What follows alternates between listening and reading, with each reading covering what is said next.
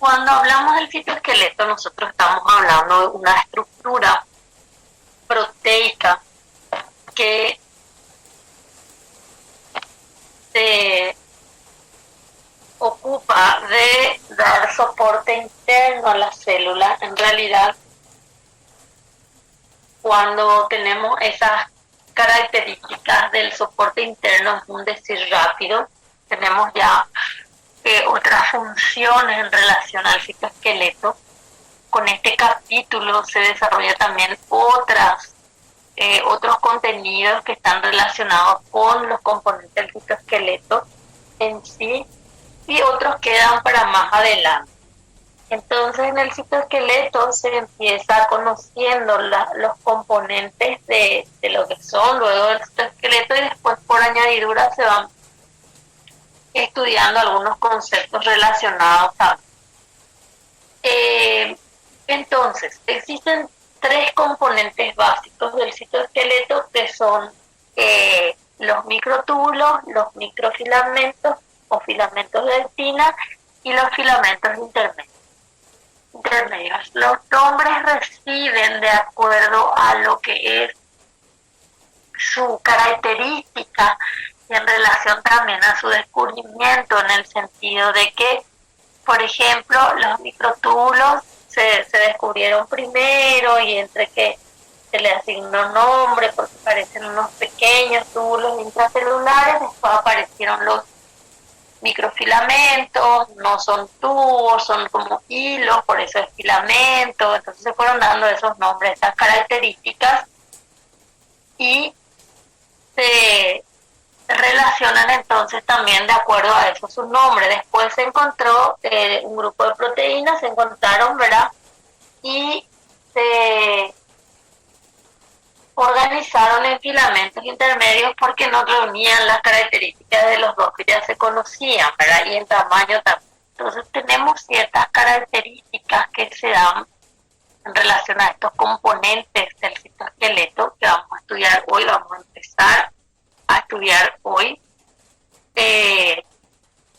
Tenemos esa situación de cómo es esa situación. Me tengo que ir a dar clase con la enfermería, me están avisando que no hay energía, entonces tenemos esa situación. Estoy pensando en voz alta. Tengo que resolverle que vamos quedando virtual. La situación de mí. Ahora, pero esa situación tenemos con el citoesqueleto también, de que tenemos estos componentes proteicos. Bueno, como les dije, estos componentes proteicos, me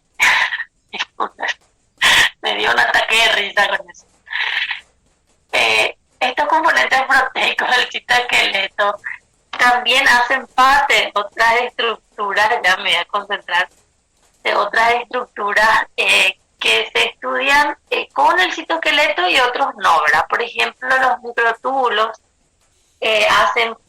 forman lo que se llama el uso mitótico o el uso meiótico, y eso no se estudia acá en este capítulo, se estudia recién en ciclo celular, ya cuando estamos por terminar más o menos nuestro año lectivo.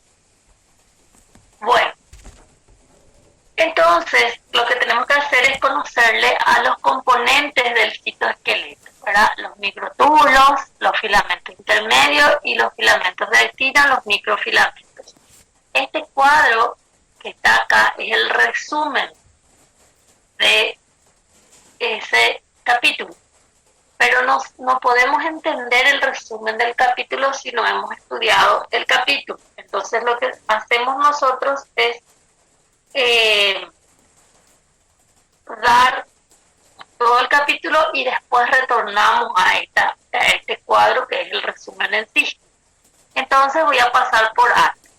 Vamos a empezar a conocerle a los primeros componentes del citoesqueleto, que son los microtúbulos. En realidad le conocemos a los microtúbulos y ya le podemos conocer fácilmente a los demás componentes del citoesqueleto.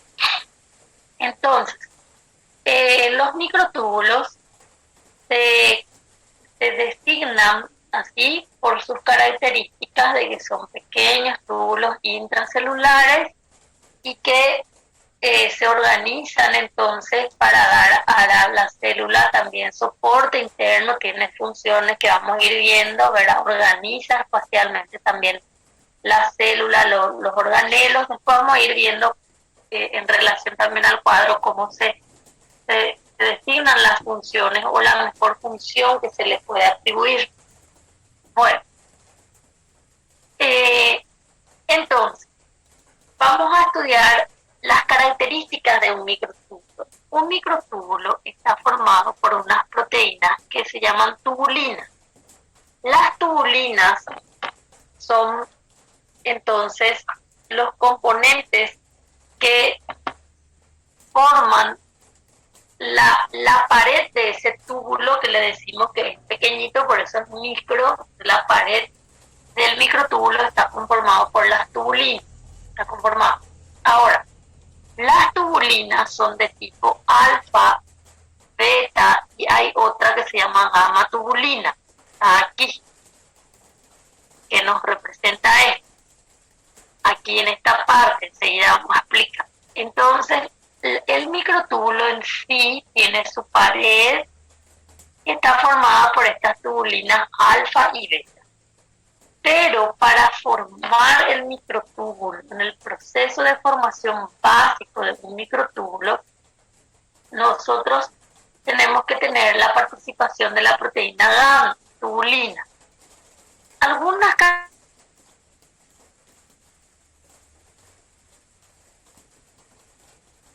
formación de un microtúbulo. Para formarse el microtúbulo, la célula tiene ciertas características de organización de los lugares donde va a formar los microtúbulos. Entonces la célula tiene unos centros organizadores de microtúbulos.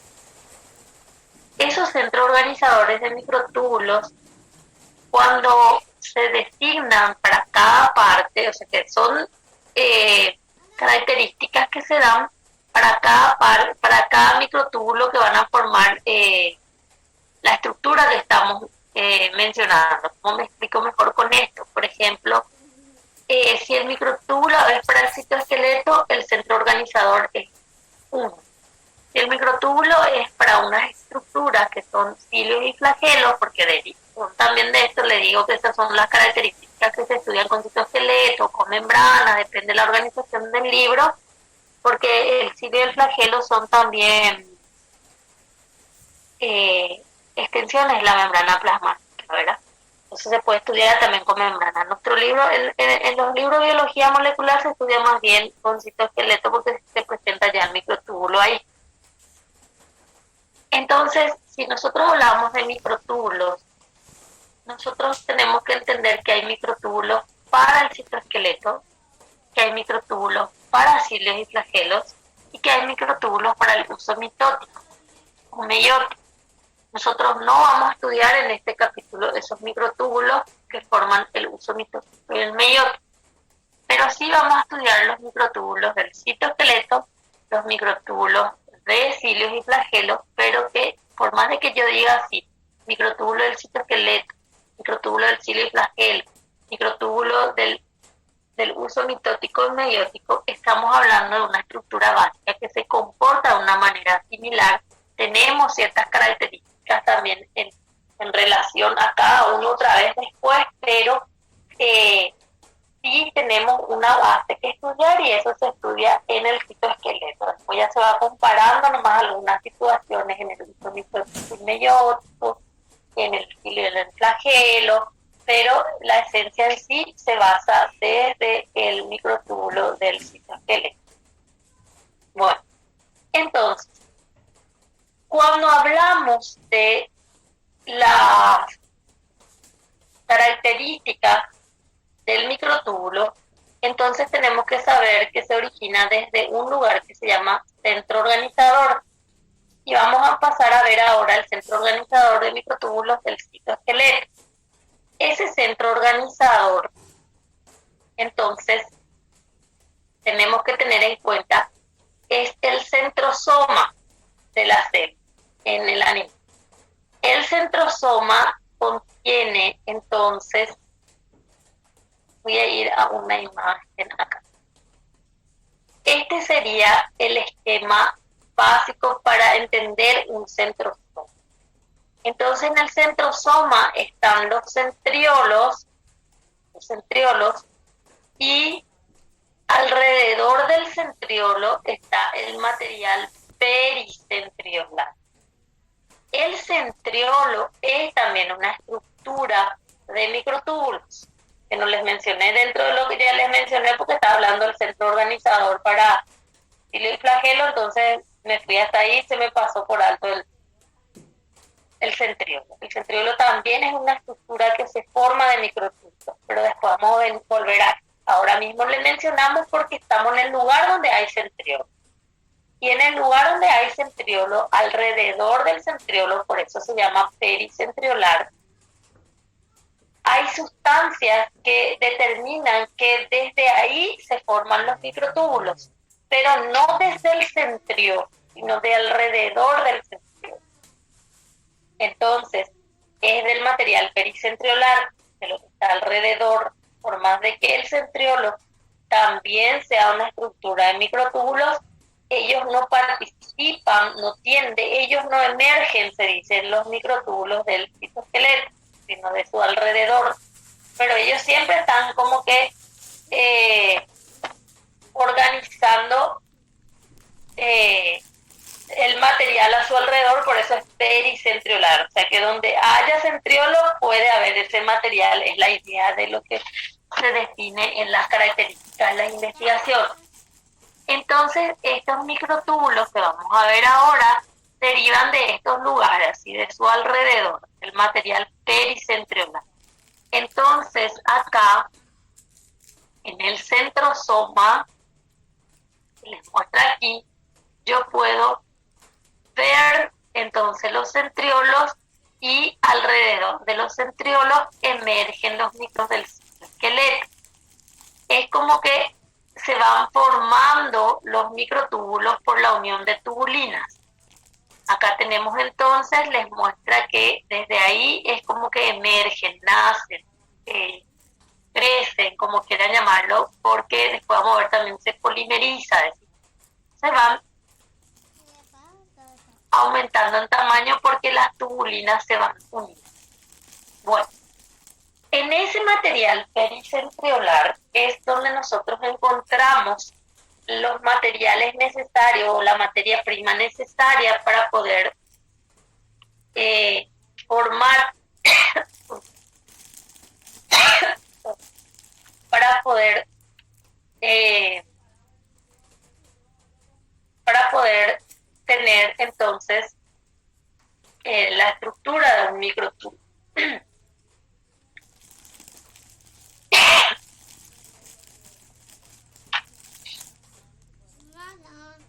Ahí ustedes van a tener unas proteínas que se llaman gamma-tubulinas. Y las gamma-tubulinas entonces se encargan del proceso de formación de microtúbulos. No se considera que sean los únicos protagonistas, pero sí son los que se presentan en relación al trabajo esencial de la formación de los microtúbulos. Bueno, ahora, cuando nosotros hablamos de la gamma tubulina, también podemos tener en cuenta que existe una organización que nos dice que le soporta eso, que es en anillo, les voy a indicar acá, esto que está acá es como que lo que le estaba diciendo. No es que si todo depende sí o sí solo de la gamma tubulina, sino que hay muchos participantes en este proceso. Por eso les va a decir que los microtúbulos se forman a partir de los centros organizadores. Les va a mostrar el centrosoma, les va a hablar del centro organizador, les va a dar unas siglas que usa nuestro libro, que es MTOC, o le dicen también Centro Organizador de Microtúbulos, así. Antes le llamaban así, ahora el libro les da otras siglas, pero estamos hablando de la misma historia. Y ahí, en ese centro organizador, se va a encontrar la presencia de la proteína gamma y en realidad que forman, digo, porque no, como les dije, no es ella sola seguramente la que hace este trabajo, por eso se aisló en un complejo, y hay un complejo anular también que participa, y les va a decir que es que hay un complejo de gamma TUR. Entonces, en ese complejo que se forma, lo que nosotros no sabemos es si va a ser solamente gamma o van a haber otros componentes también, que lo que se sospecha fuertemente, pero por lo menos gamma es la que está ahí formando un anillo como una base. Bueno, sobre esa base se van a ir, o sea, esta es la tubulina gamma, este sí categórico existe, como que es la base de formación de un microtúbulo, pero con esa base que hace luego la tubulina gamma, se piensa que hay un complejo anular que les va a decir, luego similar de tubulina gamma, perdón, a lo mejor acá todo esto también sea gamma. Esa es la idea, ¿verdad? Que eso es lo que se puede estar sospechando, que todo lo que está ahí luego también es gamma, pero nadie quita la posibilidad de que tengan que existir otros participantes. Pero esos otros participantes no están teniendo el protagonismo que tiene la gamma, por eso ahí viene la tubulina gamma como la protagonista de ese proceso de formación, y que a partir de allí empiezan a formarse las paredes de los microtúbulos en relación a la unión de lo que se va conformando, en cómo se están uniendo, interaccionando las tubulinas alfa y beta tubulina. Entonces, en el proceso de formación de microtúbulos se suele dividir el proceso en eventos. Por ejemplo, el libro les va a decir, va a haber un proceso que se llama nucleación y va a haber un proceso que se llama elongación del microtúbulo. El proceso de nucleación, entonces, es como que se forma nomás,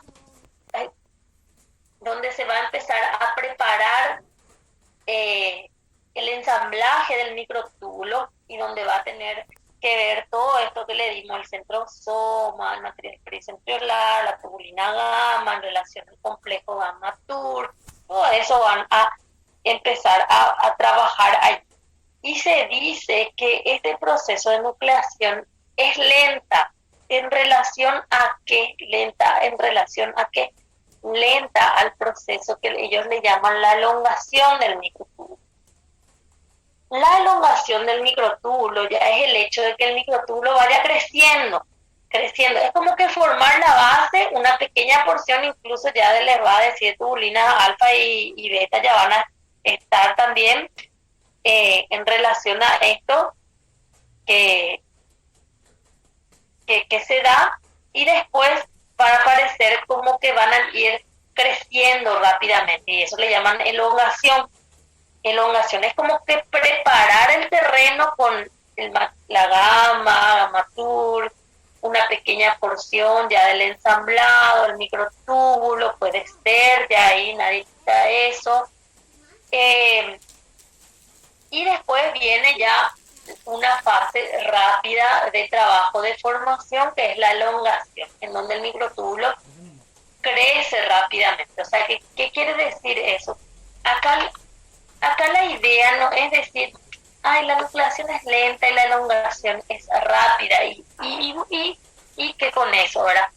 No, acá el mensaje es que cuesta un poco más formar la base, pero una vez que formamos la base de un microtúbulo, rápidamente vamos a tener respuesta de que vamos a tener microtúbulos para las necesidades celulares. Esa es el esquema del por qué se divide la nucleación es lenta y la elongación es rápida, uno con respecto al otro en el trabajo que realiza. Bueno, entonces acá ya vamos a ir formando la pared del microtúbulo. Voy a mostrarles esto acá. Por la unión de las tubulinas alfa y beta. Fíjense que se va formando una pared que se rellena.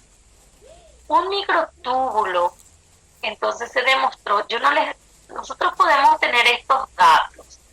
Estos datos podemos llegar a tener. Pero nosotros, imagínense que acá está el centro organizador. Acá está el centro organizador. Y de acá va a emerger el microtúbulo. Este va a ser el microtúbulo.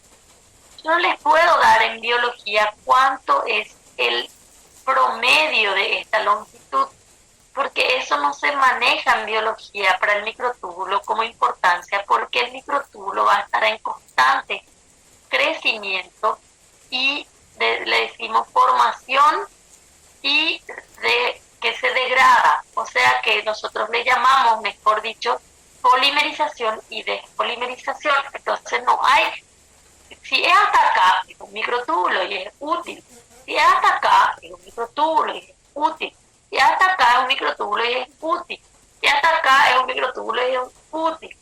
Entonces no se puede tener la longitud exacta de lo que sí o sí tiene la célula. Algunos se arriesgan y dan numeritos que yo casi nunca los leo, ¿verdad? Pero sí tenemos estos datos, estos pequeños datos para saber que cuando estás aquí, o sea que para decir cuánto mide sumando esto, si demasiado quieren sumar algo, ¿verdad? Porque tal que lo de todo es de ciencia, ¿verdad? Entonces quiere estudiar medicina, no sé por qué, es todo en números, tiene que analizar. Pero sí tenemos el diámetro promedio. El diámetro promedio. Acá. Este sí está bien establecido. Entonces se forma la pared del microtúbulo. Acá miren esto que les muestra que tenemos la unión de tubulinas alfa y beta. En este esquemita les muestra. Esta estructura se llama protofilamento, que es la unión lineal de las tubulinas alfa y beta, que es protofilamento.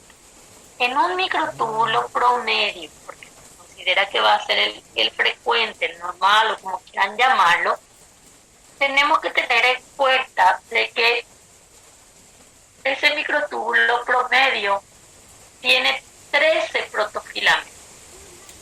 13 protofilamentos. Esos 13 protofilamentos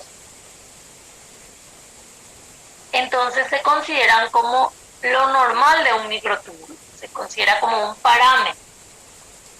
Entonces nosotros si contamos aquí, como para cerrar la pared, tenemos que encontrar 13 protofilamentos. 1, 2, 3, 4, 5, 6, 7, 8, 9, 10, 11, 12, 13. Uno de ellos le dicen que funciona como una costura, es decir, se forma ahí una esencia. En realidad está viniendo la costura. ¿Qué es lo que es la costura? La costura no es más el lugar donde se cierra esa estructura. Pero mayores detalles no tenemos aún. Lo más probable es que después en ediciones siguientes ya vengan proteínitas de la costura. Y esto había sido, se pegó con por eso que lo más probable está abriendo camino, ¿verdad? O sea, ahora aparece ahí costura que gran cosa no nos está dilucidando nada, ¿verdad? Los protofilamentos se unen lado a lado por interacciones no covalentes, o sea, se van uniendo ellos lado a lado, los protofilamentos. Bueno, y así se va formando el microtúbulo. El microtúbulo tiene una característica que se llama de inestabilidad dinámica.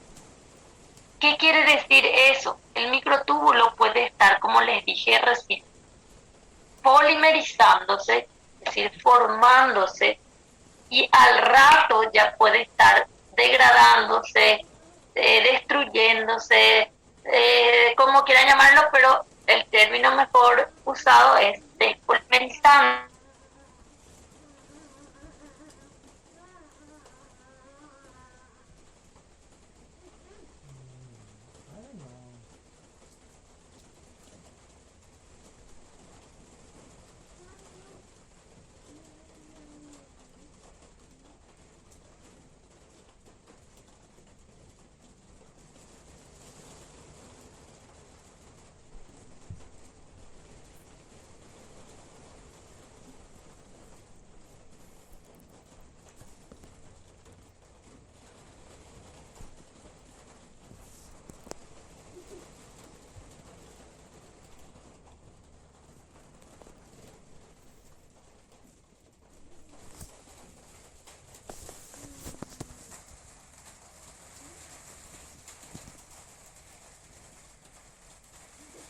Ya reto.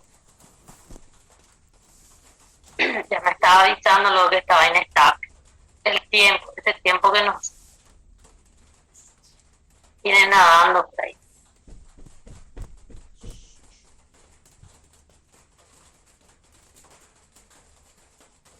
Bueno, voy a repetir un poquitito porque cuando estábamos con protofilamento estábamos todavía hablando con el Zoom. Yo estaba hablando todavía con el Zoom. Fue nomás en la facultad están con problemas de energía, pero no sé si en qué tanto nos afecta. Porque mi internet no sé si hoy está inestable, pero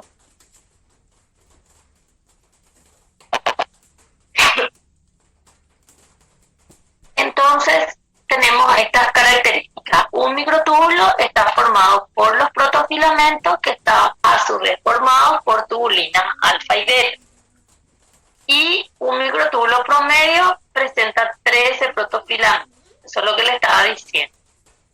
Un microtúbulo puede estar polimerizándose y despolimerizándose constantemente. Entonces, a esa situación se le llama como inestabilidad dinámica del microtúbulo. Inestabilidad dinámica del microtúbulo. Esa inestabilidad dinámica del microtúbulo entonces tiene sus características importantes para la función del microtúbulo. Estamos hablando del citoesqueleto que va a ser nuestro prototipo y después vamos a ir comparando con cuando pasemos a las estructuras microtubulares. Esa inestabilidad dinámica le permite a la célula organizarse también en base a sus microtúbulos constantemente, en cómo hacer el tráfico intracelular, cómo organizar espacialmente sus organelos. Entonces, después vamos a ver en esas características de la función del microtúbulo. Esto es lo que le estaba diciendo. Este es un microtúbulo que se forma fácilmente. Vamos a organizar.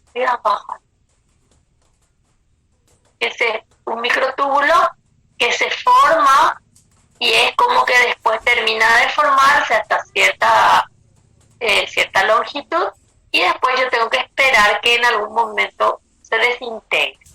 Por eso aparecen estos nombres que dice así: cierre del tubo, se está formando, se le dice catástrofe. Entonces están con esas características. Danilo, ya estoy en la reunión. Ahora le llega mi comunicación y su comunicación. Ya estamos en la reunión, Danilo.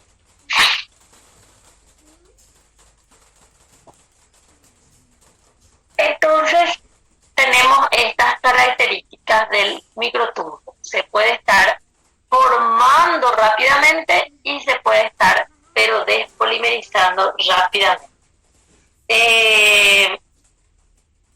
Estamos luego con problemas internos. Bueno, vamos a hacer lo que podamos hoy. Aquí. Hay algo que yo ya les estoy mencionando, las tubulinas, pero no les estoy mencionando todavía alguna característica de la tubulina alfa y beta tubulina. Entonces, aquí vamos a presentar eso. La tubulina, voy a buscar acá un lugar, acá voy a hacer. La tubulina alfa y beta tienen ciertas características que le hacen comportarse de una manera muy importante en biología. Con esto yo voy a aprovechar y voy a presentarles oficialmente a las llamadas proteínas G. Con tubulina empezamos a conocer, pero después más adelante aparecen en otros lugares también, y después cuando terminamos de estudiar prácticamente biología aparece oficialmente presentada la proteína G, ¿verdad? Pero yo ya les tengo que presentar antes porque en realidad el libro asume que ya le conocemos, no es que presenta ya en el capítulo 15 recién, sino que ahí establece más conceptos nomás. Él asume que nosotros ya le conocemos, pero nosotros no le conocemos. Yo sé que nosotros no le conocemos, ¿verdad? Entonces yo les tengo que presentar aquí, cuando le demos a la tubulina por primera vez, les tengo que presentar. Las proteínas G son unas proteínas que se unen a nucleótidos de guanosina. Entonces tienen guanina. Llámenle guanosina, guanidina, como sea en química, ustedes ahí, pero son nucleótidos que tienen guanina. Hay 3 nucleótidos que tienen guanina. El que es GMP, el que es GDP y el que es GTP. Con las proteínas G nosotros usamos los que son de di y trifosfato. Así es que el GMP acá no tiene nada, solamente los que están en difosfato y trifosfato. No es que acá con las proteínas G lo es. El GMP se va a usar para muchas otras cosas, tiene sus funciones biológicas también como los otros, pero para este caso no nos sirve. Ahora, ¿qué es lo que nosotros vamos a estar entendiendo de las proteínas G? Estudiemos acá, o se presenten cuando se presenten, es que las proteínas G cambian su comportamiento cuando están de una forma con el nucleótido difosfato o con el nucleótido trifosfato. Entonces, esa es una situación que le da como para comportarse biológicamente como un interruptor para algunas situaciones. ¿Qué quiere decir eso? El que ellos estén unidos con difosfato, o sea, GDP o con GTP, a ellos le dan un comportamiento como que están de un estado y otro. Es como un interruptor.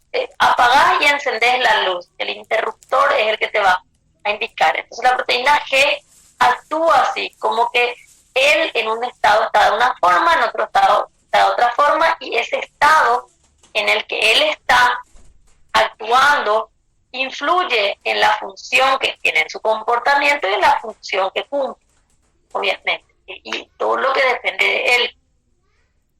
Estas proteínas G entonces pueden estar unidos a GTP o a GDP.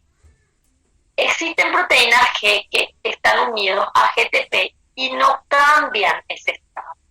Están así y están así. Y están proteínas G, existen las proteínas G que se unen a GTP y les digo también se unen a GDP, pero en el sentido de que se quedan unidas en una forma de GDP, porque es GDP, ¿verdad? Que terminan estando en 2 estados, GTP y GDP. Después vamos a ver cómo funciona eso. Entonces, están las proteínas G que están en estado GTP y están así siempre, no cambian. Eso lo vamos a ver acá y después quién sabe si volvemos a encontrar en nuestro itinerario. Porque la mayoría van a ser las proteínas G que cambian de estado, ¿verdad? Entonces están proteínas G que se unen a GTP y en otro momento le vas a ver que están unidos a GDP. El estado cambió. La forma en que hizo vamos a hacer también. Porque vos le mirás ahora, hay un GTP ahí. Después le mirás un poco más un ratito y hay un GDP ahí, ¿verdad? ¿Cómo se originó esa situación de cambio? Vamos a analizar también. Entonces, las que hacen ese cambio son las que actúan en relación a hacer algún interruptor, alguna situación biológica que ellos regulan esa parte. El que permanece siempre en un estado no quiere decir que pierda importancia, sí también ayuda a cierta situación, pero el estado que cambian los otros son los que vamos a estudiar bien, ¿verdad?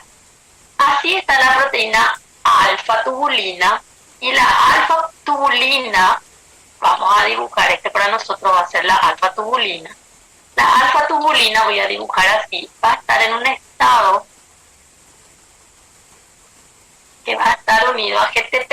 Entonces, por estar unido a GTP, la alfa-tubulina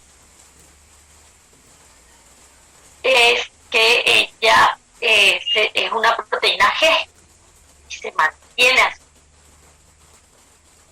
Ahora, ustedes van a ver más adelante modelos de proteína G donde en realidad no es así, está unido y es muy esquemático lo que hacemos. Le va a mostrar la estructura, que se abre así como una estructura, como un bolsillo, les va a decir que tiene ahí, entra el GTP, entonces le va a dar todo el esquema de cómo funciona, ¿verdad? En algún momento vamos a ver ese esquema, pero en realidad ese esquema para nosotros ya es así algo que pasa por alto, porque nosotros ya conocemos la base de las proteínas que pues yo ya les tengo que presentar en microtúbulos, ¿verdad? Porque tenemos que hablar de esta necesariamente. Después van a tener la tubulina beta, y la tubulina beta van a encontrar en dos estados. Va a haber beta que va a estar en GTP, entonces va a estar unido con GTP, igual que la alfa. Pero en otro momento ustedes van a encontrarle a la beta unido a GDP, cambio de estado. Entonces, por ende, el nucleótido está en difosfato. Por eso les digo que hay algunos que se unen, están unidos a GTP y otros a GDP, porque es el estado en el que está. Hay un difosfato, ahí no hay un trifosfato. ¿Cómo se originó? Es lo que vamos a indicar. Entonces, cuando ustedes ven a la tubulina alfa, esto hasta ahora, entonces se mantiene que ella se mantiene en GTP. Se mantiene en GTP. Y la tubulina beta tiene capacidad de cambiar de estado. Al cambiar de estado, también cambia de comportamiento, y vamos a indicar entonces qué es lo que ocurre. Cuando nosotros hablamos de ese caso, entonces tenemos que ver cómo hizo para cambiar de estado la tubulina beta. Entonces, ahí nosotros tenemos que tener en cuenta que ocurre lo siguiente. Les va a decir que la tubulina alfa tiene su GTP no hidrolizable y que la tubulina beta tiene su GTP hidrolizable. ¿Qué quiere decir eso? Pasado un momento, se dice que ella tiene actividad GTPasa y realiza la hidrólisis del GTP. Actúa como una enzima sobre el GTP que ella misma tiene. Entonces el GTP se convierte en GDP porque se pierde un fosfato inorgánico por la actividad GTPasa. La tubulina beta, no hay otra proteína que venga y haga ese trabajo. Se piensa que es la beta la que hace ese trabajo, pero sí van a haber proteínas que influyen en su trabajo, eso sí, más adelante, que influyen en su trabajo. Eso van a encontrar. Bueno, ahora se queda en este estado GDP porque hidrolizó su GTP. Entonces está en una forma, después está en esta forma. Entonces aquí se dice que hay hidrólisis. Por concepto, entonces, cuando se habla de proteína G y le decimos hay hidrólisis, la proteína G pasa de estar en un estado GTP a estar en un estado GDP. Entonces de trifosfato a difosfato, porque hay hidrólisis. La proteína G, cuando hidroliza su GTP, no puede quedarse eternamente en GDP, porque de esos cambios de estado dependen también sus funciones. Puede quedarse eternamente ahí. Tiene que cambiar un poquito de estado. Entonces, él se dice que después intercambia los nucleótidos. Entonces, por concepto, cuando hay hidrólisis, uno se convirtió en el otro, el trifosfato en difosfato. Y cuando se dice intercambio, no es que el difosfato se convirtió en trifosfato. El difosfato salió de ahí, se retiró de ahí. Se piensan que sale luego el GDP. Se retira el GDP. Y entra un nuevo GTP. GTP. Entonces, esos son los conceptos que se dan con la proteína G. Los estados. En su estado trifosfato, difosfato, y al decir proteína G, sabemos que es de guanina, ¿verdad? Los nucleótidos de guanina, que tienen guanina. Entonces, ¿qué pasa? Cuando decimos hay hidrólisis, por concepto, el trifosfato pasó a ser difosfato y el estado de la proteína G es estar en GDP. Si decimos intercambio, por concepto, sabemos entonces que va a salir el GDP, no es que va a entrar acá un fosfatito, no es que va a volver a entrar y va a volverse trifosfato, va a salir luego ese nucleótido y va a entrar uno nuevo. Entonces ahí entra otro GTP. Existen, otro nucleótido que es GTP. Un micrófono, por favor, que no lo puede ahora mismo identificar. Entonces ahí nosotros tenemos que tener en cuenta que ocurre este trabajo con las proteínas G. Hay proteínas G que se van a mantener así y hay proteínas G que van a hacer esta situación de hidrólisis de intercambio. Y eso es muy importante para las funciones biológicas, esas hidrólisis y esos intercambios, porque no puede quedarse así eternamente, porque realmente su función depende de esos cambios. Ahora, tenemos que tener en cuenta que nosotros presentamos acá las tubulinas como unos ejemplos de proteína G y que no estamos dando todos los detalles de una proteína G, solo damos lo que necesitamos saber, porque hay proteínas que ayudan a la proteína G, que van a ir apareciendo de a poco, pero en señalización aparece así la familia, luego los que ayudan a activar su hasta los que ayudan a Jennifer los que ayudan a hidrolizar, ¿verdad? Los que favorecen a que se intercambien, los que se favorece a mantenerse en un estado. Vamos a ir a estudiar.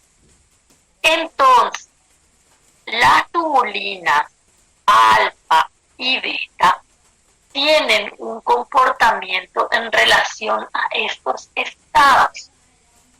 Entonces, cuando las tubulinas alfa y beta están en GTP, se atraen, por eso forman dímeros. Cuando las tubulinas, cuando decimos así, están en GDP, pero ya sabemos que se refiere a la beta nomás, se tienden a separar, pierden afinidad entre ellas mismas y con los que ya están formando. Entonces, yo voy a pensar que acá estas tubulinas entonces van entrando en dímer. Se dimerizan antes de entrar a la estructura del protofilamento. Entonces este va a venir a unirse acá. y se estima que este es el orden de organización alfa y beta, alfa y beta. Mucho tiempo se discutió, ahora ya nadie discute. Por ahí si encuentran ustedes un dibujito diferente, no. Algunos libros le dejan a la alfa así en la punta, por decirlo así.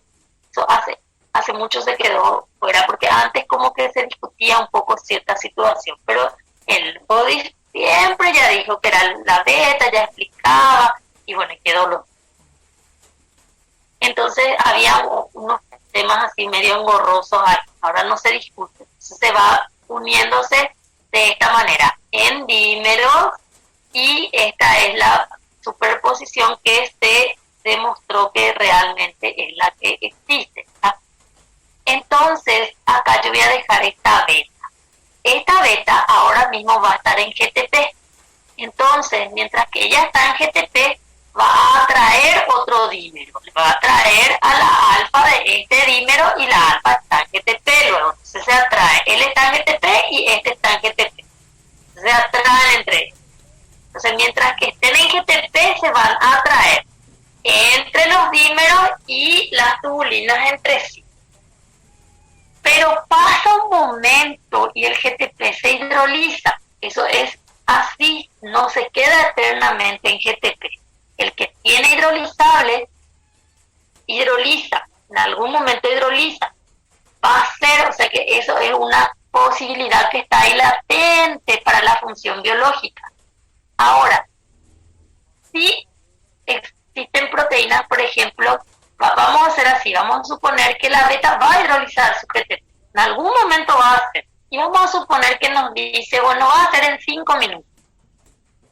Estoy inventando un número porque esto es rápido, ¿verdad? En 5 minutos vos sabes, te sentás nomás a esperar, en 5 minutos él de por sí va a hidrolizar.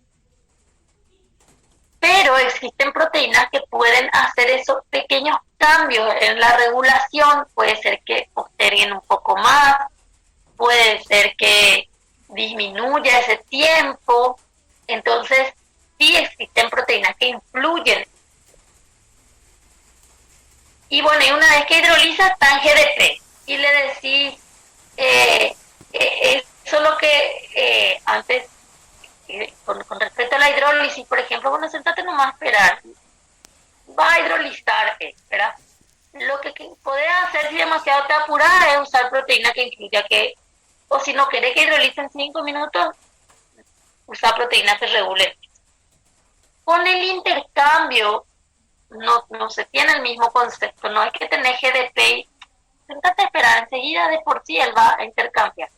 Se demostró que a él sí hay que empujarle, que hay proteínas que sí favorecen realmente eso, y no es que de por sí él, ahora voy a intercambiar y que toma esa decisión. La actividad GTP hace así. Entonces, ¿qué pasa?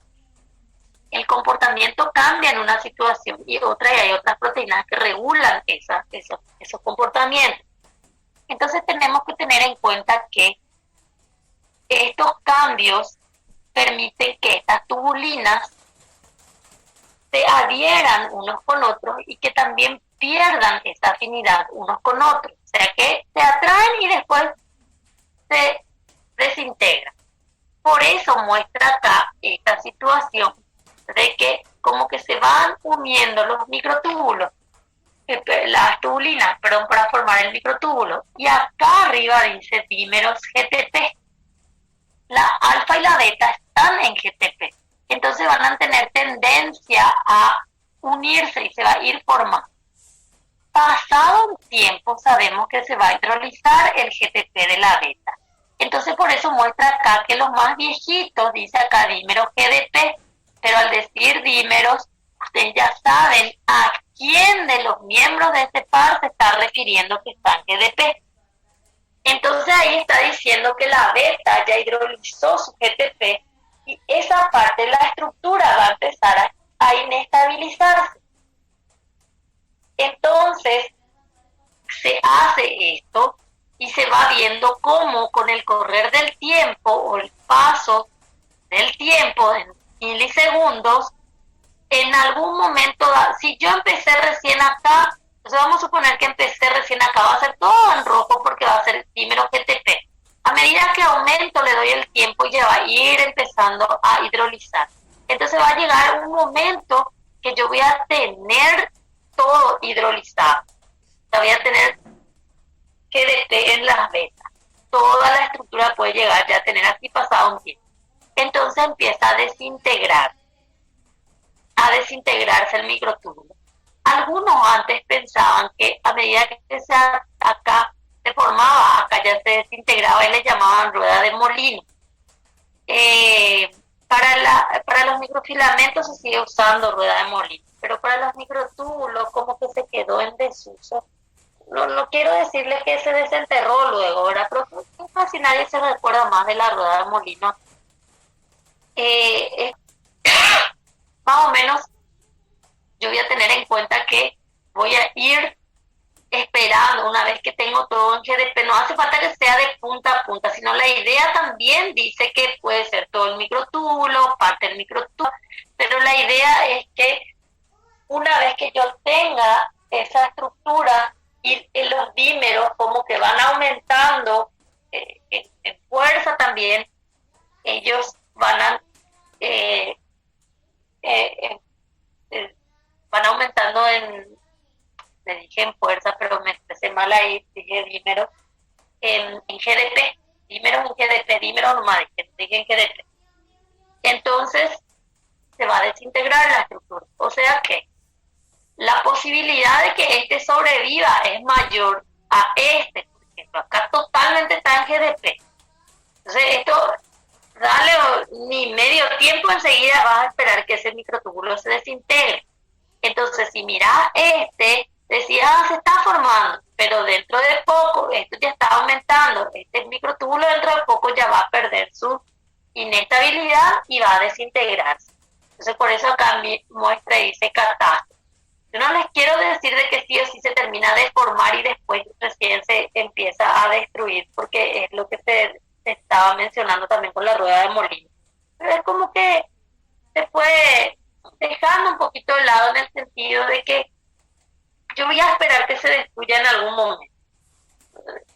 Es algo que va a ocurrir. El momento exacto es lo que muchos ya discuten ahora, pero a nosotros no nos afecta demasiado, ¿verdad? Entonces empieza a destruirse el microtúbulo. Okay. Aquí tenemos lo siguiente.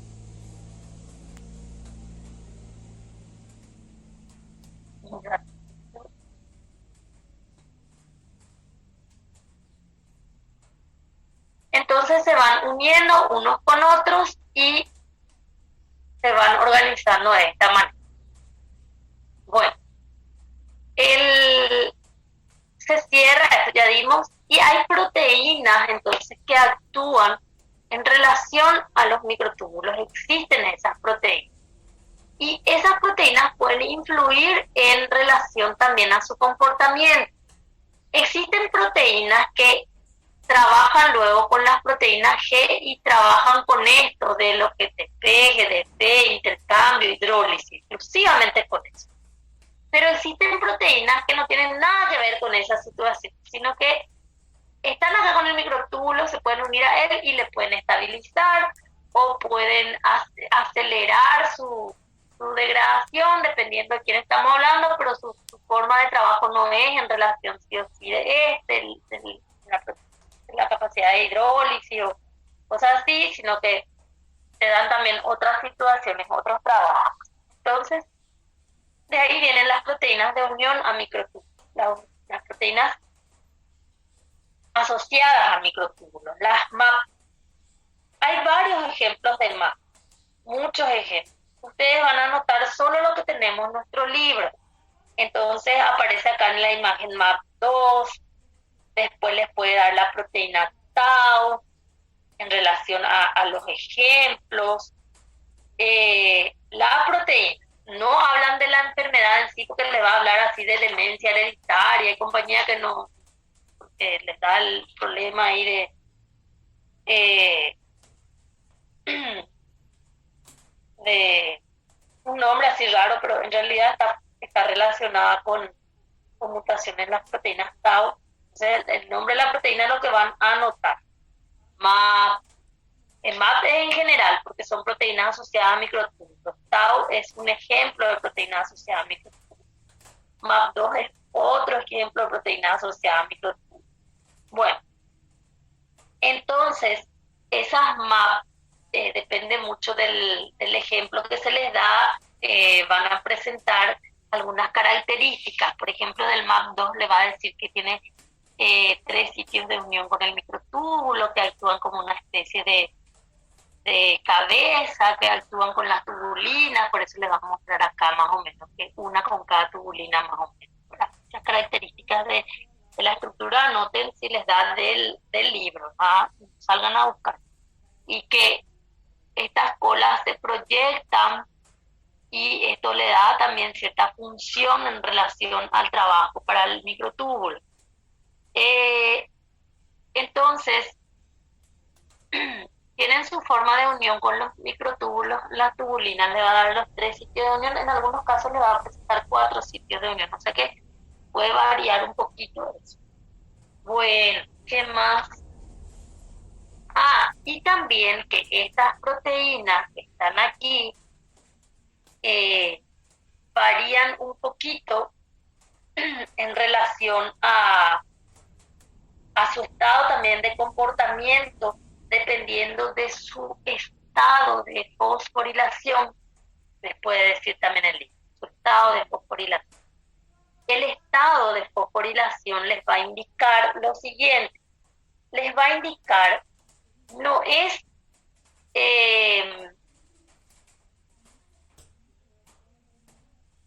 un ratito, no es solo el estado. Estoy buscando la palabra bueno, el estado es se fosforila o no se fosforila. El grado de fosforilación también le va a influir. El grado de fosforilación quiere decir que, por ejemplo, la proteína MAP puede estar fosforilada, pero esa fosforilación puede aumentar, no es que esté o no fosforilada, puede estar, bueno, vamos a suponer que está fosforilada, vamos a ponerle un fosfatito acá como ejemplo. Y está ahí, bueno, está ahí. Pero cuando aumenta su grado de fosforilación, o sea que cambia su comportamiento en el sentido de que influye en su comportamiento.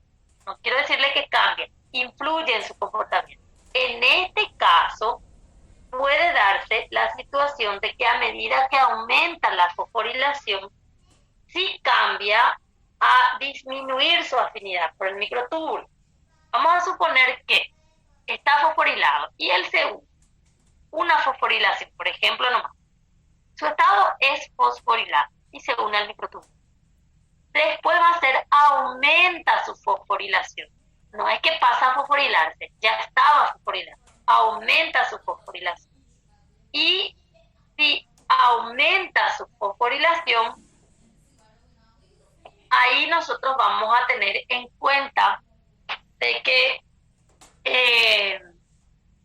sí va a cambiar su comportamiento. En este caso cambia, en otros casos se influye nomás porque no nos explica si cambió o no. En este caso, ese influir cambia su comportamiento. ¿Qué quiere decir eso? Disminuye su afinidad por el microtúbulo. Bueno, entonces, su estado de fosforilación regula su unión y su grado de fosforilación es el que puede determinar también una influencia en esa unión. ¿Qué más? Y estas MAP que le dicen, a veces le dicen MAP clásicas porque le diferencian de otras proteínas que también se asocian a microtúbulos, que sí antes venían todo dentro del grupo de las MAP.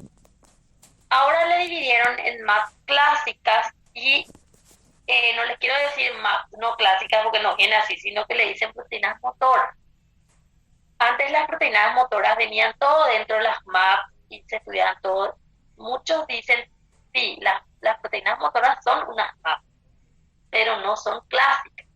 Las clásicas son estas, porque estas clásicas no son motoras. Entonces la forma en que se les dividió no nos afecta porque vamos a ver las proteínas motoras y esas proteínas motoras sí se unen a microtúbulos. Entonces, al decir, se unen a microtúbulos, van a decir, y son asociadas a microtúbulos, la forma que interpretan no va a hacer la diferencia, son motoras, ellas que vamos a presentar también. Entonces, tenemos lo siguiente. Estas proteínas que se unen a los microtúbulos van a anotar los nombres, las MAP, las tau, lo que le da el libro, porque generalmente son los mismos nombres. Las tau, las MAP, 2, porque tau es un ejemplo de MAP. Bueno, ¿qué más aquí me falta? Bueno, ya les dije que el microtúbulo es muy inestable, porque el microtúbulo entonces puede estar constantemente polimerizándose y despolimerizándose. La forma en que se forma, valga la redundancia, que se genera el microtúbulo, genera también otra característica muy importante en el microtúbulo. Acá van a mirar que empieza a formarse desde el material pericentriolar y entonces van creciendo, alejándose de su centro de origen o su centro organizador, van uniendo las tubulinas, les muestra aquí, y la forma en que se unen las tubulinas, que ahora ya no explicamos, antes explicábamos toda la forma en que se unen las tubulinas, va a ser el orden, porque está, por ejemplo, la alfa, la forma en que está la cadena, estos son enlaces no covalentes. La forma en que están las cadenas nos permite entender que las cadenas con sus carboxilos pueden estar orientadas a la alfa de esta manera, su amino acá, entonces ahí va a ser positivo, este va a ser negativo y este va a quedar con su amino de esta manera. No quiere decir que este termina en su amino. La forma en que se orientó para unirse a la alfa le dejó de esa manera. Entonces, por eso, en la forma que estos van entrando aquí, va a ir caracterizando que digamos que los microtúbulos tienen un extremo menos que está hacia el centro organizador y un extremo más que está hacia la punta del microtúbulo en formación. Acá les muestra esto, es muy hipotético, pero ustedes van a ir entendiendo que a la larga la formación acá no es que sí o sí se pegan ahí, sí o sí, sino que hay una fuerza que les ayuda a interaccionar entre ellas y por eso el extremo menos va a quedar hacia acá y el extremo hacia acá. Acá si yo miro esta imagen ahora, yo puedo ver que si me voy a guiar por la imagen netamente, voy a ver que acá no hay como espacio. Entonces, cuando hablemos de los microtúbulos del uso mitótico y meiótico, hay algunos cambios que se dan también en este extremo menos.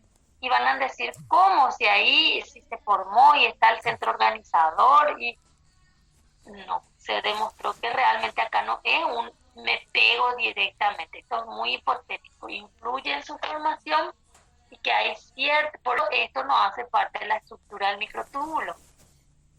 El microtúbulo se describe así, no hay acá gama, la estructura en sí, de lo que funciona para el citoesqueleto, por ejemplo. Entonces, se dice que el extremo menos del microtúbulo está hacia el centro organizador y que cambios que puedan ocurrir allí se dificultan por el centro organizador. No quiere decir es cero ni no pasa luego nada ahí en cambios, porque incluso les dije esto puede darse en la rueda de molino que se fue explicando y se quedó en desuso después para ellos, porque se considera que en el extremo menos no es que no ocurra cambios, porque van a ver en uso mitótico que es posible eso, sino que la preferencia está hacia, de cambio está hacia el extremo más, porque allí está libre, de este lado se va a dificultar por el centro organizador, de este lado digo no les apunte, yo nomás acá me apunté a mí mismo, no olvidé que tengo que apuntar. Esta más se dificulta por el centro organizado. Entonces, ¿qué ocurre? Los microtúbulos sufren esa inestabilidad dinámica, esos cambios en donde se van agregando las tubulinas para formarse y después van a tener que despolimerizarse, entonces las tubulinas van a tener que ir separándose. Entonces se cree que esos cambios se acentúan en el extremo más. Hay un concepto que se llama concentración crítica de tubulinas, que yo hace mucho no leo, porque antes era así. Los cambios se daban en los dos extremos, así como lo estoy explicando, y había concentración crítica de tubulina. Por eso en la concentración crítica de tubulina, al hacer algunos estudios, se demuestra que el extremo más es el que tenía la posibilidad de sufrir más cambios. Pero con el correr de los tiempos se demostró que eso ya no era un punto de discusión. En ese momento era un punto de discusión de por dónde se realizaban los cambios. Ahora no hay punto de discusión. Ahora la cuestión es que no queda el extremo menos en desuso, pero el extremo más es el que se demuestra que tiene la mayor posibilidad de cambios. Por eso la preferencia se da ahí, y en la función del microtúbulo se le mira desde el extremo más.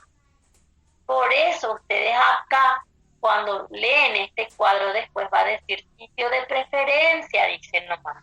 No dice así exclusivo, es allí. Pero les va a dar, ya que es el extremo más, la preferencia, no como en años anteriores que nosotros no teníamos luego esa posibilidad de demostrar esa preferencia. Teníamos que estudiar concentración crítica para poder quedarnos de acuerdo que le vamos a ver seguramente que el más va a ganarle al menos y cosas así, ¿verdad? Entonces va a crecer hacia el extremo más y se puede degradar hacia el extremo menos. Era el concepto. Y ahora tenemos ya ya está establecido que va a ser el extremo más el lugar de cambios. Acá se lo de incorporación, entonces ya no se discute concentración crítica y cosas así, porque si bien ustedes van a decir, y en el extremo menos, entonces ¿qué puede llegar a ocurrir? La tendencia le va a llevar a despolimerizarse antes que agregarse. Y lo mismo también puede ocurrir en el extremo más, va agregándose y por ese mismo lado también puede entonces disgregarse o despolimerizarse. Entonces, cuando ustedes van a agregar tubulinas, por eso van a ver acá en los esquemas que el extremo más es el que se va a ir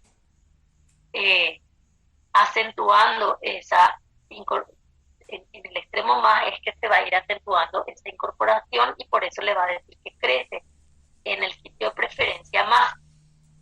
Bueno,